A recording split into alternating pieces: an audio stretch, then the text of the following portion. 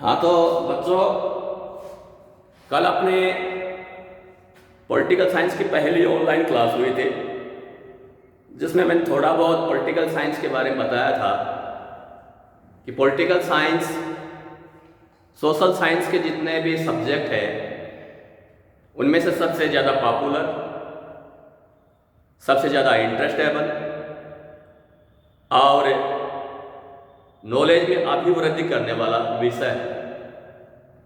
यहाँ जैसे सब जानते हैं कि आज प्रतियोगी परीक्षाओं का ज़माना है और किसी भी कंपटीशन में जब कोई स्टूडेंट अपीयर होता है तो सामान्य ज्ञान के जो क्वेश्चंस आते हैं उनमें राजनीतिक विज्ञान का भी एक निश्चित भाग होता है। लगभग 100 क्वेश्चन आते हैं किसी परीक्षा में, मान लीजिए, तो लगभग 15, 16, 17, 18 जो क्वेश्चन हैं वो राजनीतिक व्यवस्था, अंतर्राष्ट्रीय घटनाओं से संबंधित होते हैं। तो प्रत्येक स्टूडेंट, भले वो साइंस फैकल्टी का हो, कॉमर्स फैकल्टी का हो या किसी और फैकल्टी का हो, भले वो आर्ट का हो, अगर वह प्रतियोगी परीक्षाओं का सामना करता है, बैठता है, तो निश्चित रूप से उसे राजनीतिक विज्ञान पढ़नी पड़ेगी। जिन स्टूडेंट्स के पॉलिटिकल साइंस एक ऑप्शनल सब्जेक्ट के रूप में है, वे बाकी स्टूडेंट से लकी हैं, क्योंकि उनको ज़्यादा मेहनत करनी पड़ेगी और आप लोगों को अपेक्षाकृत कम मेहनत करनी पड़ेगी। क्योंकि जूनियर से लेके जब एमए तक करोगे, बीए फाइनल तक जाओगे, तो वहाँ पॉलिटिकल साइंस आप पढ़ोगे तो लगभग आधे से ज़्यादा क्वेश्चन तो आपको ईजीवे में वैसे ही तैयार हो जाते हैं, बाकी स्टूडेंट अपने हिसाब से मेहनत कर लेते हैं। तो यहाँ जो मैं थोड़ा क्वेश्चन मेथड के बारे में भी आपको बता दूं कि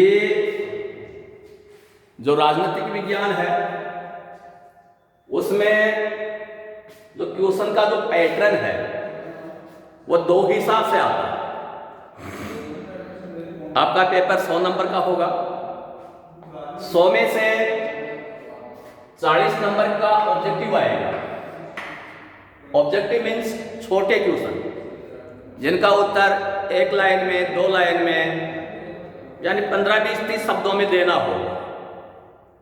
इस प्रकार के 20 क्वेश्चन आएंगे और एक क्वेश्चन 2 अंक का होगा, तो ये 40 क्वेश्चन हो गए। 40 नंबर के 20 क्वेश्चन आ गए, छोटे क्वेश्चन आए। जैसे फॉर एग्जाम्पल अगर ये कोई पूछ ले कि राजनीतिक विज्ञान का जनक कौन है, तो अगर आपने ये लिख दिया कि राजनीतिक विज्ञान का पितामह या जनक अरस्तु है, तो आपके 2 नंबर आ गए। अगर आपको ये नहीं पता तो 2 नंबर कट गए, घट गए। तो यहाँ अगर आप किताब के माध्यम से स्टडी करोगे तो निश्चित रूप से जो 20 क्वेश्चन है जो लगभग हर पार्ट का से संबंधित होंगे वो आप कंप्लीट कर सकते हैं। और पढ़ने वाला जो स्टूडेंट है, हो सकता है कि बीच में से 20 भी सही कर दो तो 40 नंबर आपके आ गए, जो मेरिट में बहुत लाभदायक होते हैं। बाकी जो 60 क्वेश्चन जो होंगे आपके 60 नंबर के जो क्वेश्चन होंगे वो बड़े क्वेश्चन आएंगे और एक क्वेश्चन 20 नंबर का होगा और उसके लिए आपको ज़्यादा लिखना पड़ेगा। 600-700 शब्दों में आपको लिखना होगा। तो जब हम बीए पार्ट फर्स्ट के बच्चों की कॉपियाँ जांचते हैं तो सबसे मुख्य प्रॉब्लम लिखने की आती है। आप लोग बहुत कम लिखते हो इसलिए नंबर नहीं मिलेंगे। नंबर कम आते हैं तो फिर आप इसका दोष कॉलेज को दोगे, टीचर को दोगे, निश्चित रूप से आप इसका जिम्मेदारी खुद नहीं लोगे। तो इसलिए आप लिखने की ज़्यादा से ज़्यादा प्रैक्टिस कीजिए। एक रफ कॉपी ले लीजिए, पढ़िए, जो पढ़ा है उसको लिखने की कोशिश कीजिए। स्पीड भी ठीक होनी चाहिए, क्योंकि आपके लिए वहाँ टाइम निश्चित रहेगा।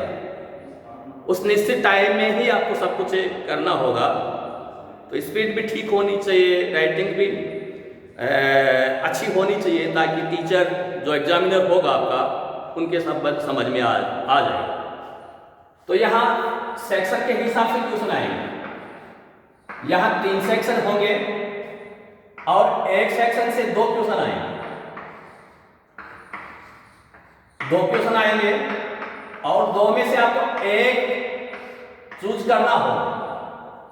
हर सेक्शन से आपको एक क्वेश्चन चूज करना होगा और हर सेक्शन से एक क्वेश्चन करना होगा।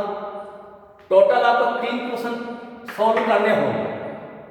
इसका मतलब ये मत समझ लेना है कि आपने पहले सेक्शन के 2 क्वेश्चन तैयार कर दिए साहब, दूसरे के तैयार कर दिए, तीसरा सेक्शन रह गया।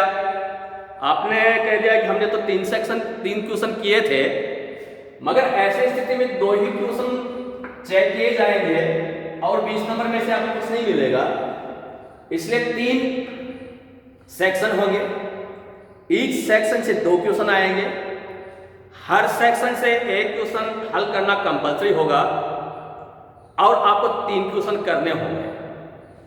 अब 3 में से 60 क्वेश्चन हुए, 60 नंबर के क्वेश्चन हुए। 60 में अगर आप अच्छी स्टडी करते हैं, किताब के माध्यम से पढ़ाई करते हैं, रेगुलर क्लास में आते हैं, अच्छी तरह सुनते हैं, आप मंथन करते हैं, मन लगा के पढ़ाई करते हैं, तो मान लीजिए कि 60 में से आपको 40 नंबर मिल गए और यहाँ आपने 20 क्वेश्चन को दोनों को हल कर दिया, यहाँ आपको 40 नंबर मिल गए। तो 40 + 40 80 नंबर हो गए।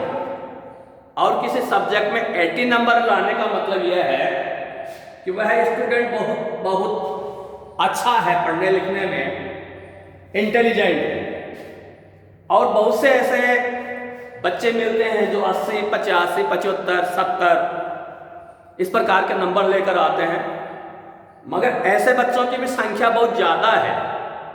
जो राजनीतिक विज्ञान, जो एक सोशल साइंस का सब्जेक्ट है, लोकप्रिय सब्जेक्ट है, उसमें बहुत कई बच्चे इस प्रकार के हैं कि वो 1 नंबर, 2 नंबर, 5 नंबर, कईयों के तो शून्य तक देना पड़ता है। जब हम इस प्रकार के नंबर देते हैं तो हमें दुख होता है कि हमारे जो स्टूडेंट हैं वो इतने लापरवाह हैं, गैर जिम्मेदार हैं। तो इस वर्ष से चुनौती ज़्यादा है, कोविड का प्रकोप है, बहुत जल्दी ही हमें खुशखबरी, अब विश्व से खुशखबरी आ रही है कि वैक्सीन तैयार हो गई है, वैक्सीन तैयार हो गई है। फिर भी आते आते महीने 2 महीने शायद लग जाएंगे। तब तक गवर्नमेंट जब तक आदेश देती है ऑनलाइन क्लासेस चालू रहेंगे, तो आप इन क्लासों को ध्यान से आप सुनिए और आप सेल्फ स्टडी कीजिए। तो राजनीतिक विज्ञान के मूलाधार की जो किताब है, इसमें 3 सेक्शन के हिसाब से बांटे गए। पहले सेक्शन में पॉलिटिकल साइंस क्या है, इसका इंट्रोडक्शन आपको दिया जाएगा। इसके पॉलिटिकल साइंस की नूतन जो अवधारणाएं हैं, व्यवहारवाद है, उत्तर व्यवहारवाद है, राजनीतिक व्यवस्था का सिद्धांत है, पॉलिटिकल मॉडर्नाइजेशन, पॉलिटिकल डेवलपमेंट है, इनके बारे में आपको बताया जाएगा। यानी कहने का मतलब है कि जो सेक्शन ए है वह पॉलिटिकल साइंस के इंट्रोडक्शन से संबंधित है। पॉलिटिकल साइंस में कुछ नूतन अवधारणाएं जुड़ी हैं सेकंड वर्ल्ड वॉर के बाद में, तो उनको हम बताएंगे। पर थोड़ा ध्यान रखना कि सेक्शन जो ए है इसकी वाक्य संरचना थोड़ी बेरुखी है, इसमें साहित्यिक लैंग्वेज का अभाव है, तो यहाँ बच्चे इसको पढ़ते नहीं हैं, कम रुचि लेते हैं। मगर मैं आपको बता रहा हूँ कि अगर आपने इसको पढ़ लिया ढंग से, तो इससे सेक्शन में आपको मैथमेटिक्स की तरह नंबर मिलेंगे। अगर आपने बहुत अच्छा लिख दिया तो एग्जामिनर नंबर क्यों काटेगा? अगर नहीं लिखा तो फिर वही होगा जो अभी मैंने आपको बताया। तो सेक्शन जो बी है उसमें जैसे शक्ति है, सत्ता है, लेजिटिमेसी है, इनके बारे में आपको बताया जाएगा। फिर आपको डेमोक्रेसी के बारे में बताएंगे, अधिनायकवाद के बारे में बताएंगे, विधि का शासन के बारे में बताएंगे, और उसके बाद में सरकार के 3 अंग होते हैं, एक व्यवस्थापिका, एक कार्यपालिका, एक न्यायपालिका। तो इनके बारे में हम विस्तार से बताएंगे। न्याय पुनरावलोकन के बारे में बताएंगे, कार्यपालिका के बारे में विस्तृत बताएंगे, लेजिटिमेसी जो है व्यवस्थापिका है, व्यवस्थापिका है, उसके बारे में हम आपको बताएंगे। और यहाँ हम आपको पॉलिटिकल पार्टीज, राजनीतिक दल, दबाव समूह है और जो हित समूह है उनके बारे में भी हम आपको बताएंगे। तो यहाँ तक सेक्शन ए और बी ये कंप्लीट हो जाएंगे।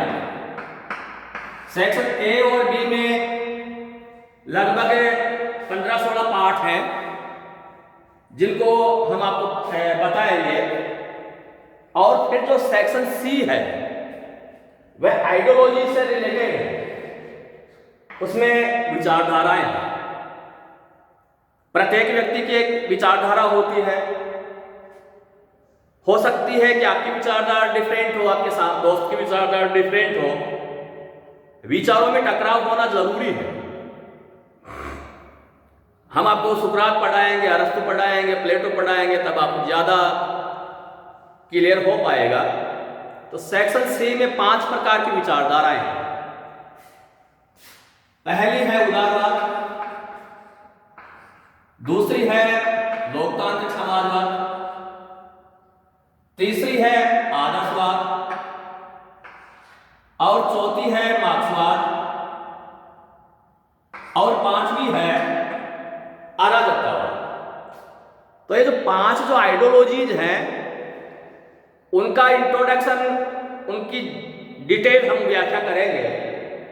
तो यहां जैसे हमने उदारवाद को देखा है, समाजवाद को देखा है, लोकतांत्रिक समाजवाद को देखा है, मार्क्सवाद की स्थापना को भी इस मानवता ने देखा है। मगर इन विचारधाराओं में एक जो सबसे अनूठी विचारधारा है, जो 5वें नंबर पे मैंने लिखा है, अराजकतावाद। अराजकतावाद एक ऐसी विचारधारा है कि मानव जीवन के इतिहास में आज तक दुनिया के किसी भी राज्य में इसकी स्थापना नहीं हो पाई। एक प्रकार की काल्पनिक विचारधारा है, फिर भी एक आइडियोलॉजी के रूप में अराजकतावाद को हम आपको पढ़ाएंगे। तो ये थोड़ा सा सिलेबस संबंधी इंट्रोडक्शन दिया गया है राजनीतिक विज्ञान के मूलाधार से संबंधित, राजनीतिक विज्ञान के मूलाधार की जो बुक है इसके बारे में। और कल हम आपको इसी प्रकार का जो इंट्रोडक्शन है वह आपको भारतीय राजनीतिक चिंतन की जो चिंतक की जो किताब है उनमें लगभग 15-16 के आसपास से हमारे इंडियन थिंकर हैं, उनके बारे में भी हम आपको शॉर्ट में इंट्रोडक्शन देंगे, ताकि आपको दोनों किताबों के बारे में मोटा मोटा जो नॉलेज है वो हो जाए। और उसके बाद में जो अगली जो क्लासेज होगी परसों होगी, तो परसों से राजनीतिक विज्ञान के मूल आधार किताब का जो पहला जो अध्याय है, राजनीतिक विज्ञान क्या है, परंपरागत उपागम क्या है, आधुनिक उपागम क्या है, तो इनके बारे में विस्तृत से हम आपको बताएंगे। तो आप किताब खरीद लीजिए। राजनीतिक विज्ञान के मूलाधार से संबंधित जो पुस्तक है उसके कई लेखक हैं। जनरली BL फड़िया के आप खरीद सकते हैं, पुखराज जैन की आप खरीद सकते हैं, या और भी कोई थिंकर है उसकी किताब आप खरीद सकते हैं। मगर आप किताब जरूर खरीदिए। रेडीमेड जो मसाला है, पासबुक है, सीरीज है, इनके ऊपर आश्रित मत रहिए। और अगर आपने किताब के माध्यम से स्टडी की, ढंग से स्टडी की, तो निश्चित रूप से आपका आगे आने वाला जो जीवन है वह सुखमय होगा। आज इतना ही, धन्यवाद।